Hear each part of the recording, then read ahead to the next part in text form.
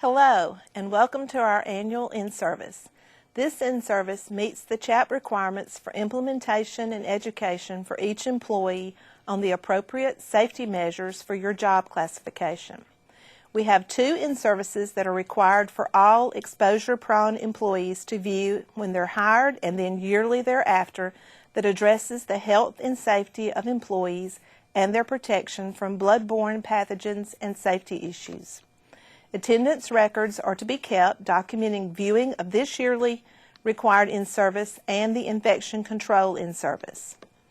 The yearly required in-service training record form is to be completed with the date that this in-service is viewed and also the date that the infection control OSHA bloodborne pathogen in-service was viewed. The form is to be signed by the employee and the trainer or the supervisor and filed in Section 2 of the employee's personnel file.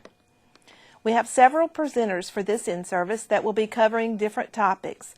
First, Andy Mullins from the Center for Emergency Preparedness will share with us tips on emergency and disaster preparedness. Scott Pilgrim, State Fire Marshal, will present on fire safety and injury prevention. Barbara Davis, the physical therapy consultant at the Bureau, will cover good body mechanics. And lastly, I will cover hazard communication and medical device reporting.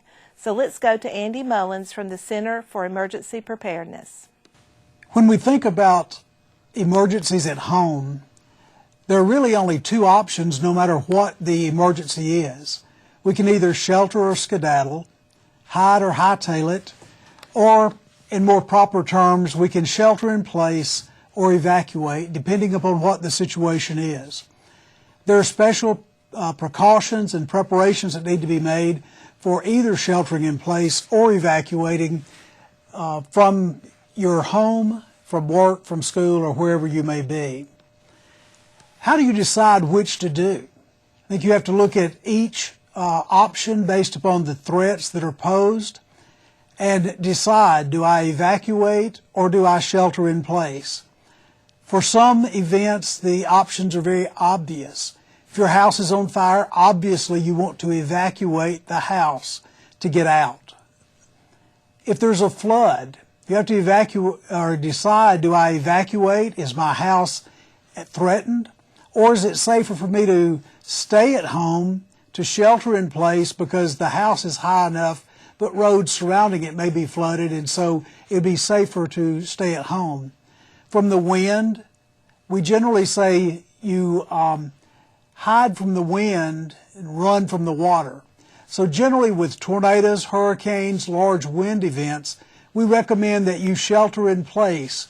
For a tornado, you move to the most inward, lowest floor of your house and shelter there.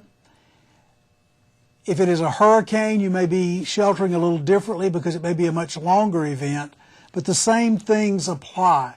You want to protect yourself and put as much space between you and the wind as possible. If you're in a motor vehicle accident, obviously you want to evacuate the vehicle as soon as you can safely do so. Evaluate what's going on around you. For a hurricane, the same thing is true. There may be a mandatory evacuation for the area that you're in, or a recommended evacuation.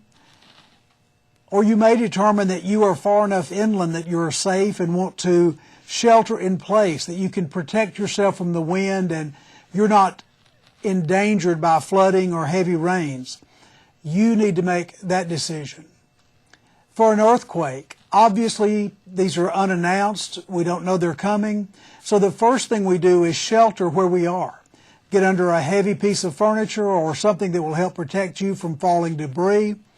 But as soon as the shaking stops, you want to evacuate that building and get into an open area so that you can determine what is safe and if the building is structurally safe for you to be in. If you're in a situation where there's an active shooter, there are 3 basic things you do. The first option is to evacuate, to get out if you can safely do so. If you cannot safely get out, then hide. And thirdly, the last but maybe the only option you have is to fight back. So you have to look at each threat that comes your way and make a determination on what you're going to do and how you're going to react to that situation. If you're going to shelter, then the first question is, where am I sheltering? Am I going to shelter at home? Am I going to shelter at work? For teachers and school children, are they going to shelter there at school? And if you're a parent, I encourage you to talk to your school about what preparations they have made for sheltering, especially if they have to shelter overnight with the children. This happened a couple of years ago when we had the ice storms across Alabama, and we had schools that sheltered children overnight because it was safer than putting them on the roads. Some were better prepared than others, so I encourage you to be involved with your school in making those preparations. If you're caught in your car, how do you shelter in your car, and when is it appropriate to do so? Or will you be leaving your home, work, or other location and going to a public shelter provided by a government entity or a church? For each of these situations, there's some basic things that you need to be prepared with. The answer to where you will shelter may be determined by how long you think you will have to shelter, whether it will be minutes, hours, or days. If you're going to shelter in place, there's some basic things you need. Water is one of the most important, and we recommend 1 gallon of water per person per day. Food, non-perishable food, and if you have canned food, be sure you have a manual can opener because the power may be out. Any medications that you will need, both over-the-counter medications and prescription medications that you have with you where you're sheltering so that you have access to them as you need them. Any specialty medical equipment that you use routinely, be sure that you have that in your shelter location, or if you're going to a mass care shelter, that you carry that equipment with you so that you will have what you need to care for yourself. A first aid kit, a very basic first aid kit to handle scratches, bruises, burns, and those things that might occur. A flashlight with extra batteries in case the power goes out. And it's better to have a flashlight or some other form of lighting that does not have a flame. We do not recommend candles because of the danger of fire during sheltering situations. Also, have a radio with batteries so that you can keep up with the latest news and what's going on in the world, so that you will know when it is safe to leave your shelter, or if you need to stay longer. You'll also be able to hear what the authorities are saying regarding sheltering or evacuating, and we urge you to take those recommendations and those guidelines very seriously, because those are the experts. Those are the people who know what's going on, who have the prediction as to what is coming in the future, and they can give you the best advice regarding what you need to do to protect yourself. Also, be sure that you have at least one change of clothes with you. Be sure that you have proper shoes. Very often, if we're running around the house, we're in flip-flops or something very casual, but those may not be the best protection for our feet. So I encourage you to wear closed-toed shoes with socks and a change of clothing, a coat in cold weather, a raincoat if it's raining, appropriate clothes to protect yourself from the elements if you have to be outside during this. Bedding may take up room, but it's also going to be sure that you have what you need to stay warm and to be comfortable in your space as you shelter. Personal care items, those things you use every day, toothbrush, toothpaste, deodorant, those things that will help make you comfortable as you shelter. And then important documents.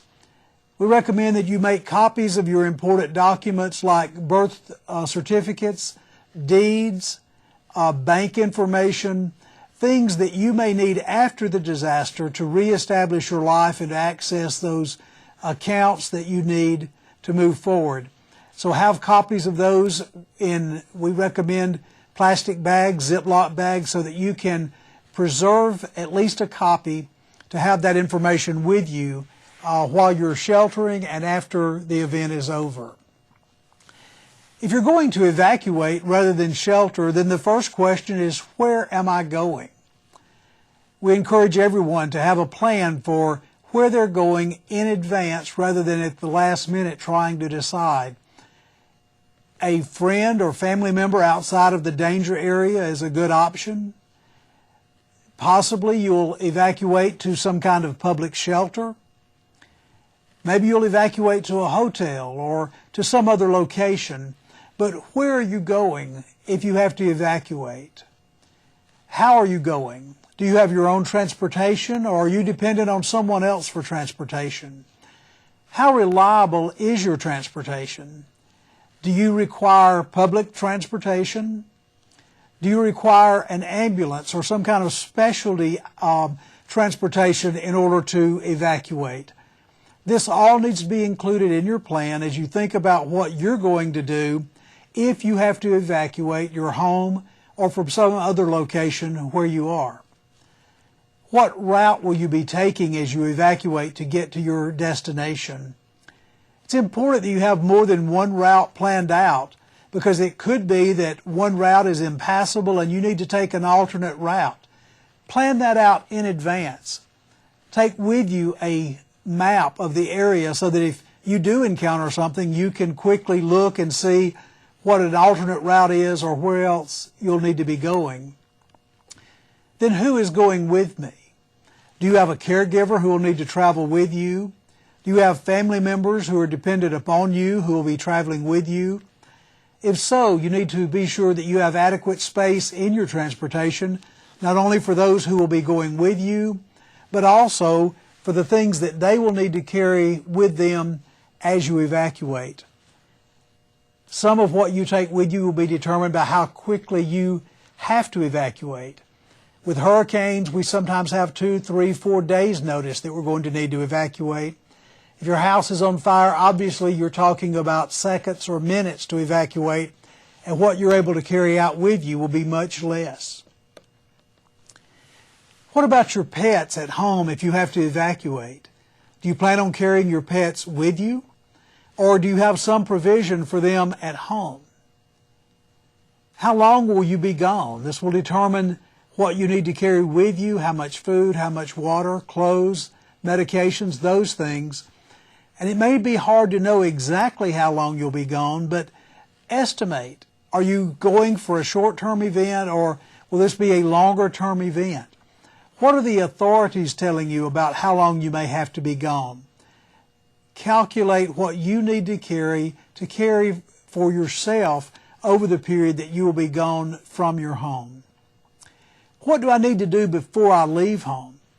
There are things we need to do, and we'll talk about those in a minute, to prepare our home before we leave. But there are also things that are important. Who needs to know that you're evacuating? Are there those people that may need to look for you? They may be concerned about you and be looking for you. It's important that they know that you are evacuating and that they know where you are going. Family members who live out of town, if they are not your destination, then they need to know where you're going so they can get in touch with you. Also, so that they will know that you are safe and they do not put themselves at risk in trying to get to you during an event. Then if you and your family are evacuating from different points, children may be evacuated from school, a significant other may be evacuating from work, and you may be evacuating from home. What is your plan for getting back together as a family unit at some point after the event is over? Do you have a relative or friend outside of that area who you could all call to find out where each other are? Do you have a designated meeting point outside that evacuation area where you would ultimately try to get to meet the rest of your family? What is your plan for reunifying with the rest of your family after the event is over? A part of figuring out where you're going, how you're going, and what you will need to take is dependent upon this reunification plan and how you get back together after the event is over. To evacuate, what do I need? The same things apply: water, food, including a can opener that you can use with or without electricity, medications, If your medication is about to run out, be sure to take the bottle, or if you have a prescription, take it with you so that you can get that filled at your destination. A first aid kit. Once again, a flashlight with batteries, a radio, and proper clothing for the time of year and where you plan to go and for the duration of your evacuation. Bedding is important. If you're going to a public shelter, they may have some bedding, but to carry your own bedding is helpful, and you are ensured that you will have what you need to be comfortable in the shelter. Carry your personal care items to take care of yourself. And once again, carry those important documents with you that you need to reestablish yourself after the disaster is over, should your home be destroyed or should you not be able to get back to it for some period of time. We mentioned a while ago taking care of the house before you leave. Before you evacuate, if you possibly can, turn off the gas. Do you know where the gas valve is at your house? Are you able to get to it? Or do you need to have someone designated to come and turn the gas off for you? Do you know where the electrical main cutoff is? If you need to cut off the electricity to your house, do you know where that cutoff point is? And are you able to do it, or do you need assistance? Where's the water cutoff? Very often during disasters we have wires that fall and the electrical needs to be turned off. Water pipes may burst and the water needs to be cut off to prevent further damage to the house. Do you know where those cutoffs are, how to get them, and do you have the proper tools to do that? Also, duct tape can be used to reinforce glass windows against wind to help keep from cracking, or if they do crack, at least keeping them from shattering and blowing in and becoming projectiles that can hurt you. Plastic is very important to cover any area that is damaged to prevent water or cold air from getting in as much as you can, to cover things, to help protect, to minimize the damage following an event. Can also be used to cover yourself, to help protect you from the elements if you need to. I hope as you think about what you need to do to prepare for either sheltering in place or evacuating, that you will think through the questions that we have posed, that you will come up with answers for yourself, and that you will share with those in your family, both who live with you and who live further away, what your plan is, what you need from them in executing your plan, and what you will be doing before, during, and after either sheltering or evacuation. Thank you for your time. Thank you, Andy, for great tips on what to do during different types of emergency. Now, Scott Pilgreen, the State Fire Marshal, will talk with us about fire safety and injury prevention. We're here today to discuss issues concerning fire safety issues in our home. And I just want to go over a number of things that I think we all need to consider when it comes to fire safety in our homes. First thing everybody needs to be aware is that most of our residential fire deaths occur in residential settings. And most of those fatalities occur in areas where people are sleeping. And generally the hours are between 10 p.m. and 6 a.m. Obviously in the home, one of the most common causes of fires that result in a fire injury or death revolves around the kitchen. The kitchen with all of the cooking going on. It can be a hazardous area if things are left unattended and can cause some serious problems. In addition to that, smoking is another major cause of fires that occur in the home, whether it be improperly discarded cigarettes after the smoker is done, or those are just left unattended, or just placed in areas where they shouldn't be. For instance, if somebody is a smoker and goes to sleep and falls asleep and drops a cigarette, that can cause a bad problem when the person wakes up and finds himself on fire. Obviously, during the winter months of the year, our fire fatality rates tend to increase. mainly related to the way we heat our home and try to keep ourselves warm. And we'll touch on that a little bit more as we get into this presentation. Generally, the groups at greatest risk for fire injury or fire death are the very young, children 5 years of age or younger mostly, and those that are elderly, typically 65 years of age or older. Also, factors that come into play are low-income families, people who have a disability of some sort, and then rural areas and people who live in what could be considered substandard housing. And the rural areas play a part because of sometimes the lack of adequate fire protection services available in that area. Kind of give you an example of what happened this past calendar year in 2014. The state of Alabama experienced 93 fire deaths throughout the state.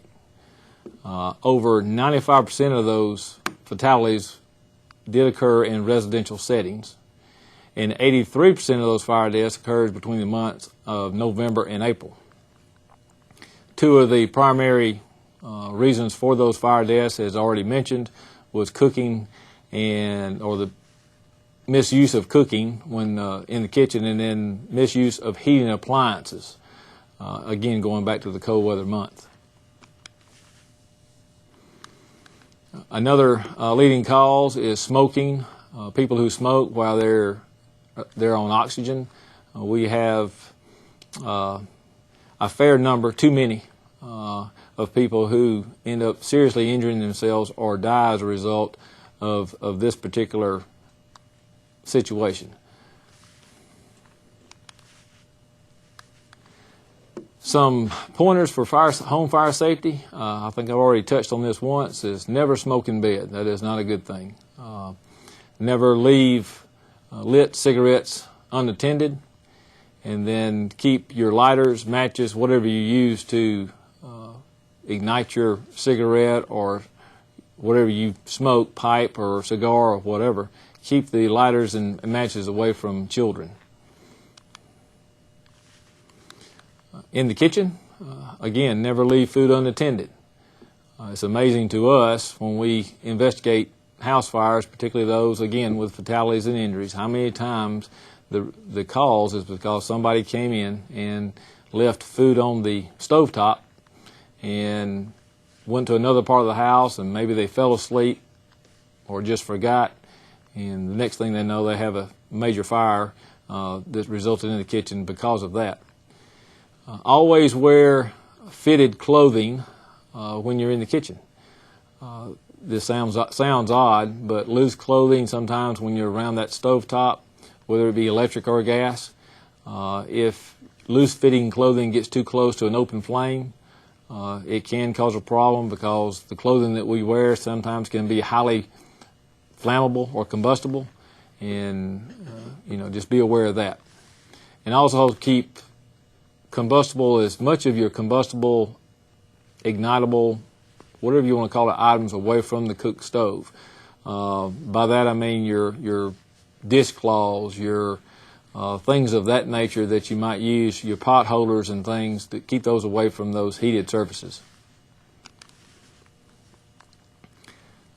As mentioned, with the cooler weather months and obviously the winter, heating becomes a primary concern in the home.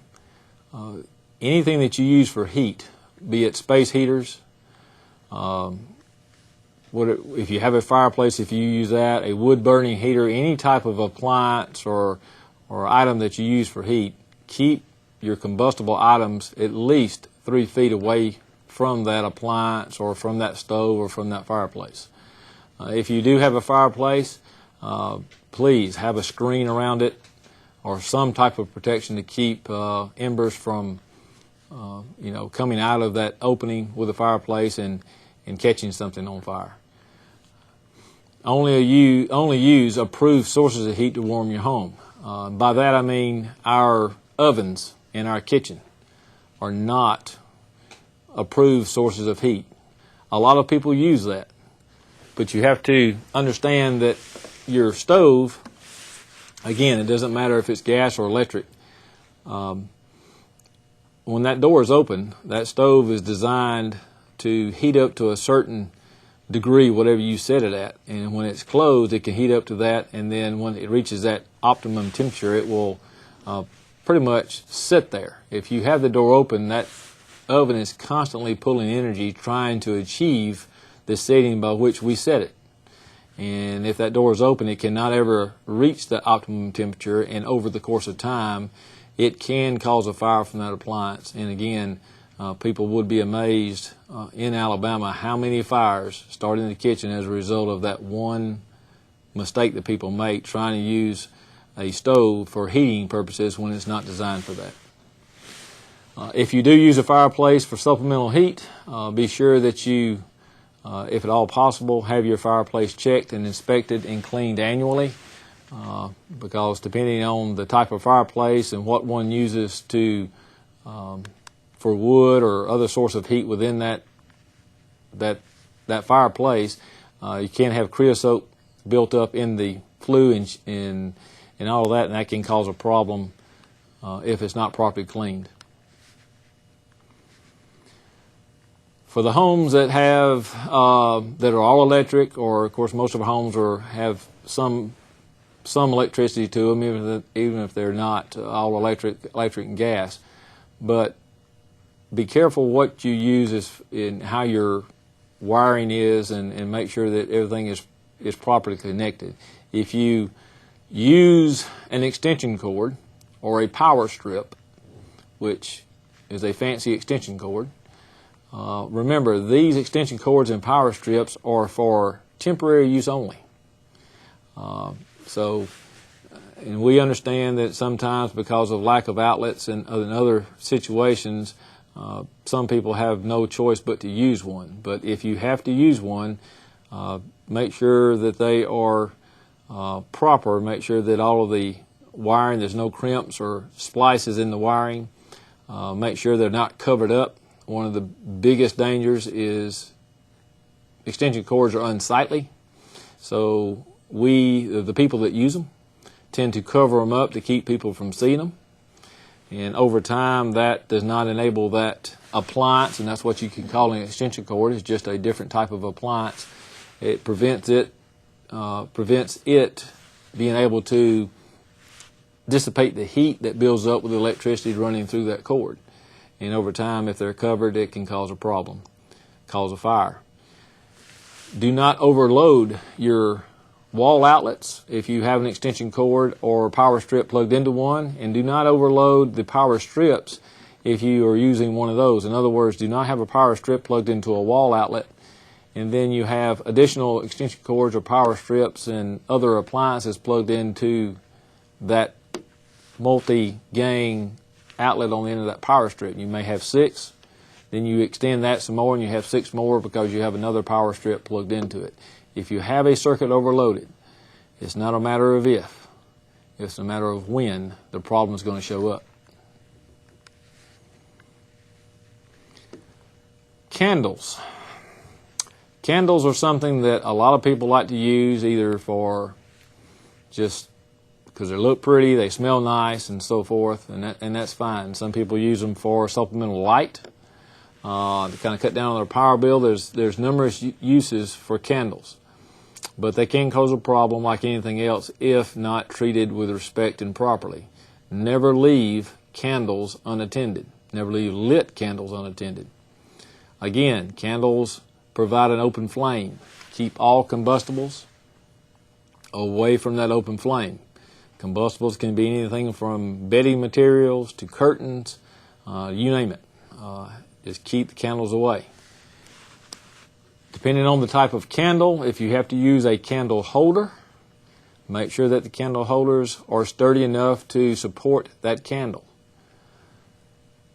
And then place the candles, particularly when they're lit, high enough to keep them out of the reach of children or to be knocked over by pets. Again, our office investigates most all fires in this state related to injury and or fatality. And we do have a number of fires every year that are directly related to candles being left unattended, and it can be a pet or a child just inadvertently knocking that candle over. Every home needs to have a smoke alarm, and the smoke alarms need to be on each level of the house. Smoke alarms particularly need to be in the areas where you or your family members or loved ones sleep. These smoke alarms need to be tested monthly at all possible. You need to understand, too, that smoke alarms, regardless of if they're electric or battery or electric with battery backup, the industry has determined that the life of a smoke alarm is approximately 10 years. So even if you test your smoke alarm and you have one that's 10 years or older and it tests out like it's working properly, after 10 years, just to be safe, the smoke alarm needs to be replaced. A lot of your smoke alarms today come with a 10-year lithium battery built in. So in theory, if you have one of those, after 10 years, you just take the whole unit and toss it. But every home needs a smoke alarm. If you live in an area where it's an older home possibly, and you do not have a smoke alarm, or maybe are unable to get one for yourself, check with your local fire department and see if they can help you out. And if nothing else, call the state fire marshal's office and let's see if we can help you out in that regard to get a smoke alarm to you.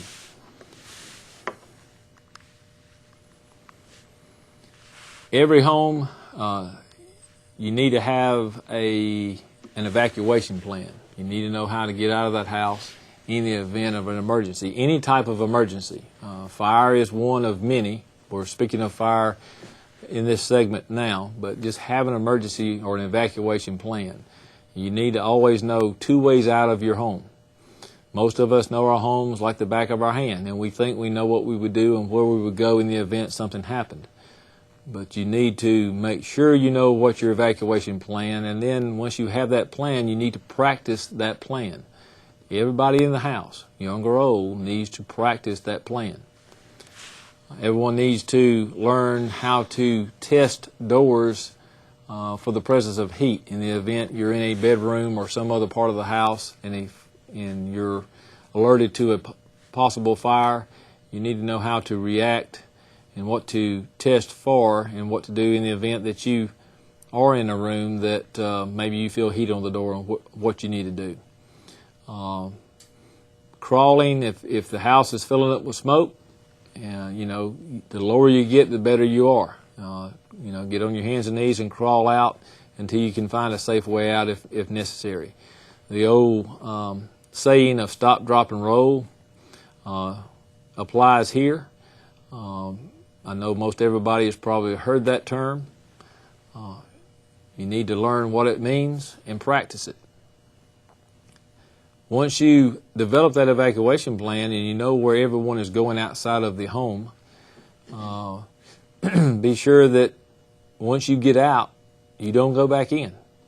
We have too many fire injuries and mainly fire deaths result from people who got out initially and got outside, thought that someone was still inside or thought there was something in the house that they just had to get, go back into that structure, and they never make it out the second time. If you get out, stay out. And of course, someone needs to call 911 on the way out if at all possible. With the presence of cell phones, which I think most everybody has, there may be some exceptions when that is not a case, but most everybody has one. Dial it on the way out. But again, let me reemphasize, if you get out, stay out.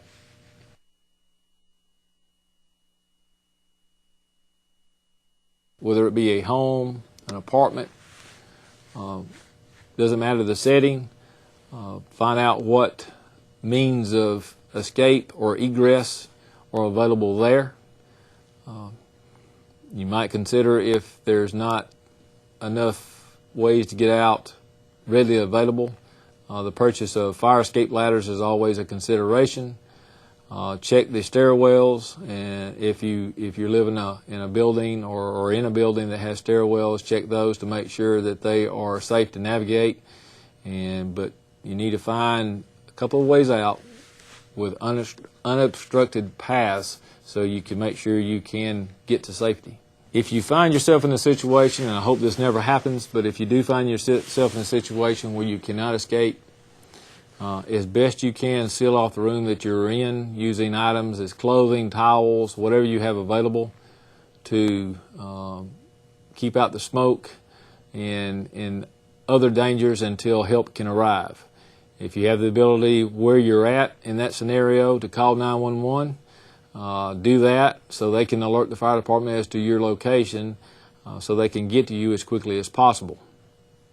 If you have in that scenario, if you have a window available to you, but it's not a window where you can safely get yourself out and get yourself to the ground or a safer place, anything that you can use in order to alert someone who may be outside of where you're at as to your location, you need to do so. The biggest thing here, and it's easier said than done, is be patient and do not panic. The last thing you need to do is panic, and that's just going to make the situation worse and probably put you in a much graver situation than you already are until help can get there. As I mentioned earlier, once you develop an evacuation or an escape plan, that needs to be practiced at least twice a year, if not more. Make sure everyone in your household, young or old, knows the plan. It needs to become second nature. So if something were to happen, whether everybody's at the home or just one or two people are there, everybody's practiced it enough so they know how to get out and they know exactly what to do.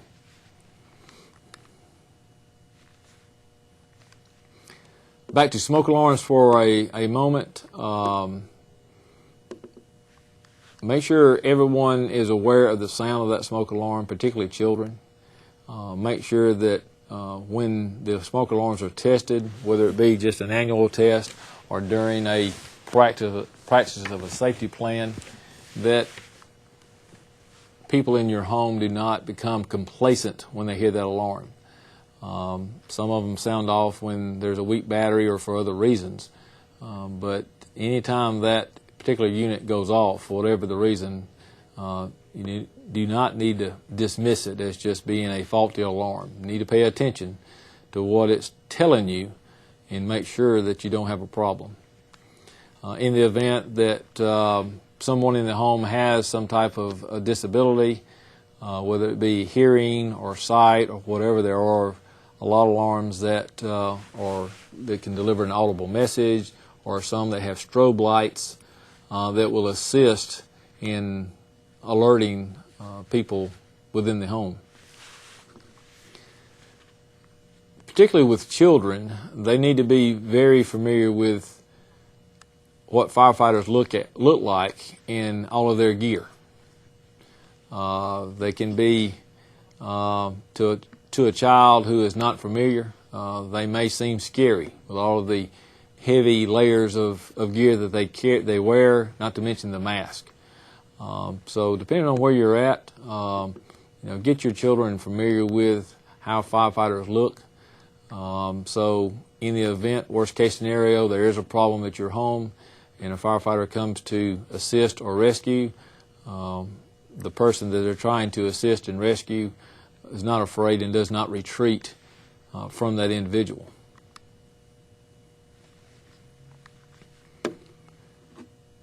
As far as children in the home, things that we as adults all need to be very aware of is there's certain things that we as adults use in our home daily that are not necessarily intended to be toys or things to play with by children. Some things to keep in mind are irons, obviously stoves in the kitchen, matches and lighters, which I mentioned earlier, heaters, electrical outlets, candles, and fireplaces. If these things all can be dangerous, and if a child is curious and attempts to use any of these without proper knowledge or instruction, it can pose a problem and can injure someone, and worst case scenario can cause a death.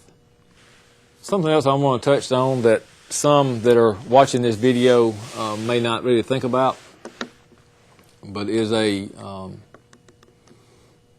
concern of ours on fire-related deaths particularly, is the use of oxygen by those who smoke. I cannot stress this enough. We work way too many, our office investigates way too many fires in a given calendar year where people who are on oxygen continue to use oxygen and have the oxygen flowing when they put the cigarette in their mouth and take a puff. Not a good idea.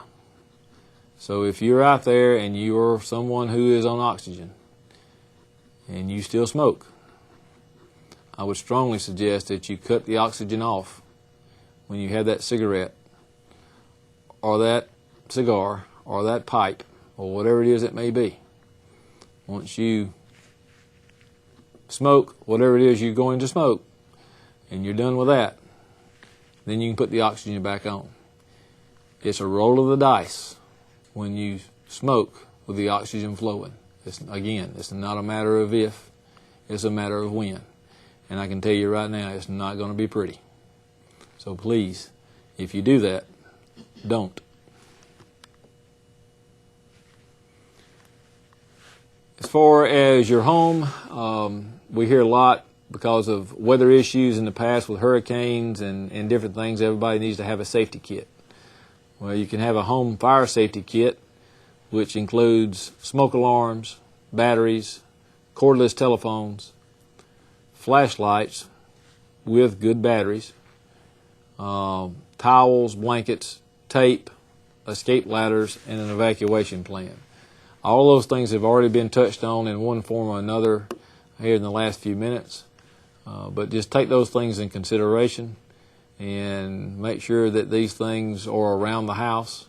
And I wouldn't have them all located in one certain spot. I would have some of these items, like the tape, some of your towels and blankets, flashlights, and things of that nature, spread out around the house, because you never know where that problem may show itself or occur. And if everything's at one end of the house and you're at the other, it may be difficult to get back to it. So put some thought and planning into these items when you acquire them, and just be prepared for whatever. Again, as an old saying goes, you hope for the best but plan for the worst. And again, the last thing on this list is evacuation plan, and I'll go back to that. Develop an evacuation plan and practice, practice, practice. Thanks, Scott. That's good information for our patient's safety and for us. Now Barbara Davis will remind us how to use good body mechanics. Hello everybody, and welcome to this section of our annual in-service requirements. This topic is on body mechanics. You know, body mechanics really doesn't change from year to year. They're the same as they were 50 years ago. They're the same today. But because they are so consistent, we tend to file them away in that little area of our brain where we take things for granted. So it's good for us all to have an annual review of what we need to remember about body mechanics. So let's start by covering the objectives for this segment on body mechanics. The first is to recognize who's at risk for a back injury. The second is to recognize the risk factors contributing to back injuries. Next is to recognize common mistakes that we are all, I'm sure, guilty of when we make in our daily activities, when we don't remember what we're supposed to about body mechanics. And last, to understand and to be able to apply the rules of good body mechanics. We'll start first by just a definition of what body mechanics is. Quite simply, it's just the way that we use our bodies to complete various tasks during activities of daily living. You know, our activities are carried out both at work and at home. So body mechanics is a very important factor in taking care of our spines 24/7. How can you tell if you're at risk for a back attack? Well, are you considered middle-aged? Do you have a job? Well, if so, guess what? You're probably at a high risk for a bout of back pain. Most of us are at risk for back pain between the ages of 35 and 55. Back pain doesn't play favorites. It affects all demographic and occupational groups without any discrimination. Men and women are at equal risk for back pain, but there is an indicator that says women are at greater risk for lower back pain after menopause. Studies indicate that approximately 80% of people will experience back pain at some point in their life. There are a number of social and physiologic factors that can put a person at a higher risk for back problems. The most notable of those factors are being overweight, being a smoker, having poor work postures and lifting practices, having had a previous occurrence of back trouble. And while physical fitness is not really a predictor of risk for lower back pain, it does indicate that physically fit people are likely to recover from pain more quickly. So it's to our advantage to be physically fit. Now, this presentation is designed to provide you with a review of the principles of good body mechanics, because a good understanding can help reduce your risk of a back injury. Your back is critically important to your ability to walk and to sit and to stand and to run. In other words, your spine is involved in the movements you perform countless times a day, week in and week out. Consistently practicing good body mechanics will enable you to perform your job well and to live your life with a healthier back. A considerable number of back or spine injuries are sustained each year in the delivery of health care services to patients who are in hospitals or in a rehab center or in an extended care facility, and certainly in patients' homes. Some of these injuries have occurred because of the result of faulty or hurried body mechanics, and many could have been prevented. While many home situations certainly aren't the best, a good understanding and application of proper body mechanics can help reduce your risk of injury. The basis of a good understanding of how to care for your back is to recognize that back injuries are most often the result of the cumulative effects of bad habits in our lifestyles. Back injuries rarely occur as the result of a singular physical injury. This means that you need to consider that you may be damaging your back by using faulty body mechanics both during work-related activities as well as your daily activities outside of work, even if you haven't had any back pain. Most back injuries are caused by a combination of poor posture, stressful living and working habits, a loss of flexibility, a general decline in physical fitness, and, of course, by faulty body mechanics. It's the cumulative effect, in other words, the ongoing, the repetitive nature of bad habits related to all of the factors we just mentioned, that's the real culprit when it comes to back problems.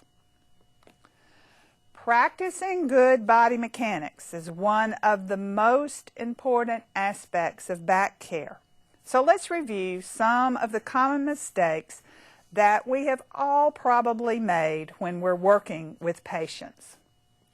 First on the list is lifting with the back bent and your legs straight. This places all of the stress on your back. Using fast jerking motions. This can confuse or frighten a patient, and it adds additional stress to your muscles and joints. Bending and twisting at the same time causes the maximum stress on the low back and is probably the very worst thing we can do. Having the load too far away will increase the load 7 to 10 times compared to the same weight if it were held close to the body. Poor planning will result in a failure to anticipate needs, which can be the first step toward a disaster. Poor communication is a lack of understanding by the patient as to what you're going to do. They don't know what to expect. An insufficient strength. When you're in a situation that would require an assistive device or more than one person to do the job safely, you don't have enough strength to accomplish it by yourself. The National Institute for Occupational Safety and Health recommends that when the weight to be lifted exceeds 35 pounds, an assistive device should be used. Situations in the home setting certainly vary considerably, and that should emphasize to us the importance of recognizing the need to utilize the rules of good body mechanics prior to initiating patient care activities. Here are the basic things we need to keep in mind. Keep your stomach tight when performing a lift. You know, weightlifters wear a belt around their stomachs and they're taught to push against that belt while lifting. This increases the pressure within the abdominal cavity and it takes some of the stress off the spine. You can do the same thing by tensing your stomach muscles as you lift. Keep your low back in the normal S-curved position. This is the position of strength for your low back, and it should be maintained whenever possible. It's especially important to keep your back in this position when you're lifting and to use your legs to support as much of the load as you possibly can. To the extent possible, try to keep work heights at the level which will require you to do the least amount of lifting and won't require you to bend over at the waist and lose that normal S-curve in your back for a prolonged interval. Allow the patient to move in the direction of their strongest or involved side. Get as close to the load as you can. Always bring the patient as close to your body as possible before assisting the patient. Replace twisting motions with pivoting or sidestepping. This allows you to use your body weight and your momentum to do the work. Keep your feet in a position that gives you a wide, solid base of support. Keep your head and shoulders upright. This will help to maintain your low back and neck in the correct position. Use your body weight and momentum, sort of a back and forth or side to side rocking motion to move the patient rather than just relying on your muscle power alone. Then go through a mental checklist prior to assisting a patient. Plan ahead of time to determine exactly what you need to do. This allows you to anticipate problems and hopefully prevent them from occurring. Make sure you've got the necessary equipment to perform a safe transfer, like maybe a transfer belt. Make sure it's securely fastened. Make sure to clear a path where you intend to go. If there's furniture in the way or shoes lying on the floor, it can turn a pretty simple transfer into a back injury. Make sure the floor is dry and that the patient has footwear that won't slip on the floor, and also make sure that you have footwear that won't slip on the floor. Make sure all the furniture or the assistive devices are securely positioned or locked, and that they're in good repair so they don't move or slip during a transfer. Anticipate whether or not there's a chance you'll need assistance. The best rule of thumb here is that when you're in doubt, ask for help. Ask for help. One of the most important rules for you to enlist is to get as much of the patient's help as possible. This not only decreases the work that you'll have to do, but it serves as exercise and training for the patient. Make sure the patient knows exactly what's going to happen. Have the patient repeat the steps of the move or the transfer so there's no confusion. When transferring a patient, try to move in the direction of the patient's strongest or their uninvolved side in order to allow him or her to assist with the transfer to the greatest degree. Care of your back and the practice of good body mechanics also includes the time you spend in your car. Sitting is one of the back's major enemies. Stress and fatigue can cause you to slump in your seat, which puts stress on your back. Vibrations from your car while traveling also contribute to back problems over time. Again, that cumulative effect. So here are some road tips for you to remember.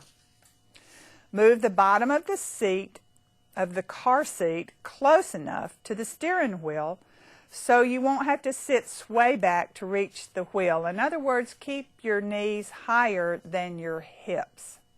If your back doesn't conform to the curve of your car seat, or your car doesn't already have one, get a lumbar support cushion.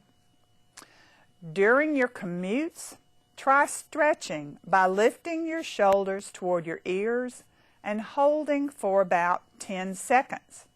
When you're stopped at a traffic light, slowly turn your head from side to side. And when you're on longer drives, stop every 45 minutes to an hour and get out and walk around for just a couple of minutes to exercise your spine. When you're getting in and out of your car, if you're getting out, turn your whole body to the side and place both feet on the ground before standing. Get in your car by reversing that sequence. Sit down first and then put both legs in. It would help all of us to remember that it is so much easier to prevent a back injury than it will be to repair a back problem.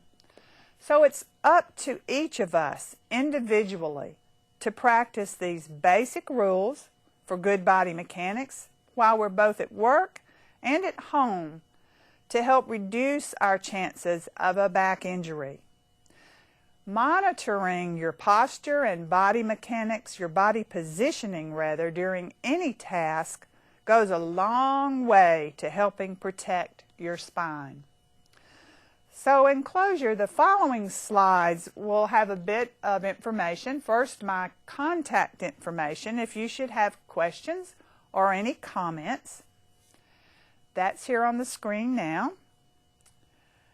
And also some website resources if you're interested in some additional information on body mechanics. Thank you for your attention to this review of body mechanics. Thanks, Barbara.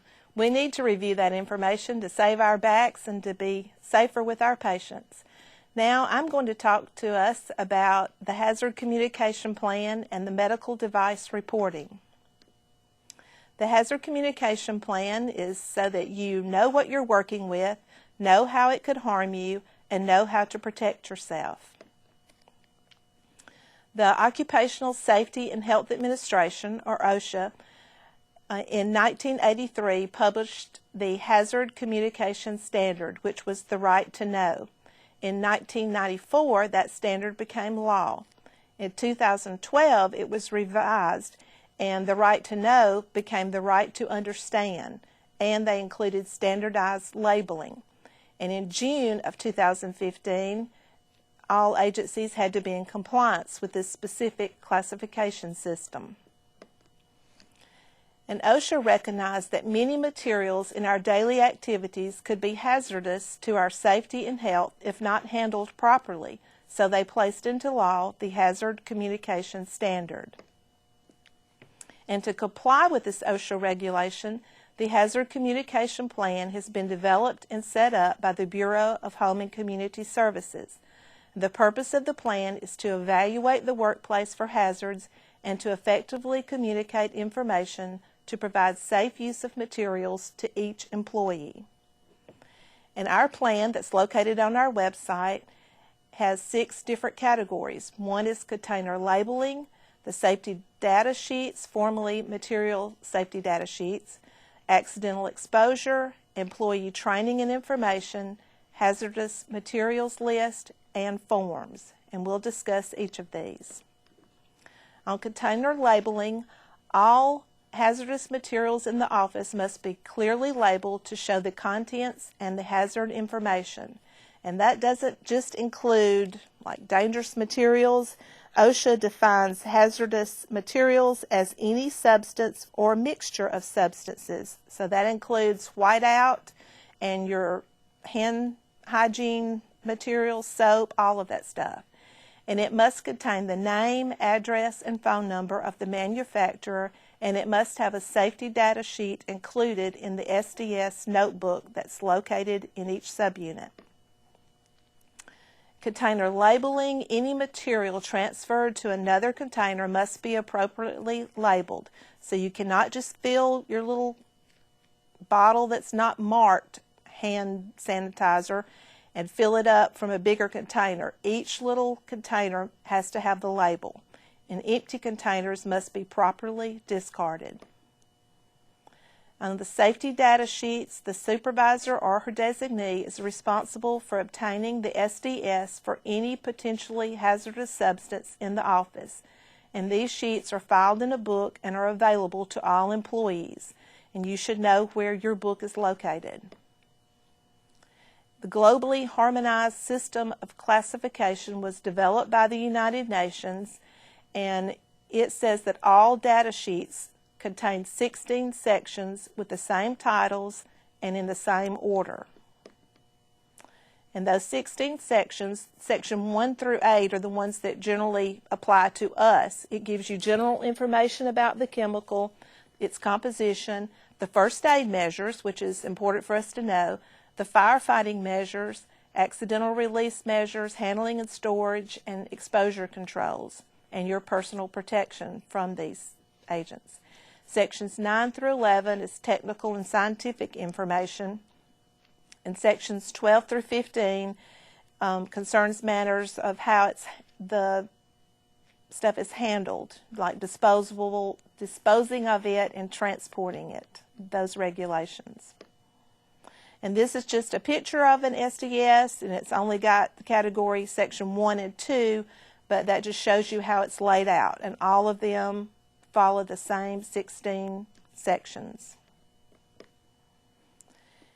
If accidental exposure to a chemical happens, the supervisor or designee will immediately call the poison control number, and then they can direct the employee as to what to do. And they assess for side effects or problems, and then follow the accident reporting procedures. And then the Employee Training and Information section has the Hazard Communication Plan videos, and we have those posted on our website for your viewing. Everybody views those when they join the organization, and then they're there available for you. You need to be aware of where the SDS notebook is located in your subunit and what steps you can take to protect yourself from hazardous materials that you work with, and the steps you should take for an accidental exposure to a chemical. The SDS sheets for chemicals that are housed in each office are divided into 3 categories and placed under the category in alphabetical order in the SDS notebook. There's 3 sections: pharmaceutical supplies, business office supplies, and housekeeping supplies. The supervisor or the designee must update the SDS sheets annually and document the update in the SDS notebook. And our hazard communication plan is located on our website, and you see the steps of how to find that plan if you want to review it or get a copy of it. Or it's also got a hyperlink to the actual hazard communication standard if you'd like to read that. Now let's talk about medical device reporting. Each year, the FDA receives several 100,000 medical device reports of suspected device-associated deaths or serious injuries and malfunctions. The medical device reporting is one of the tools the FDA uses to monitor device performance, detect potential device-related safety issues, and contribute to benefit-risk assessments of these products.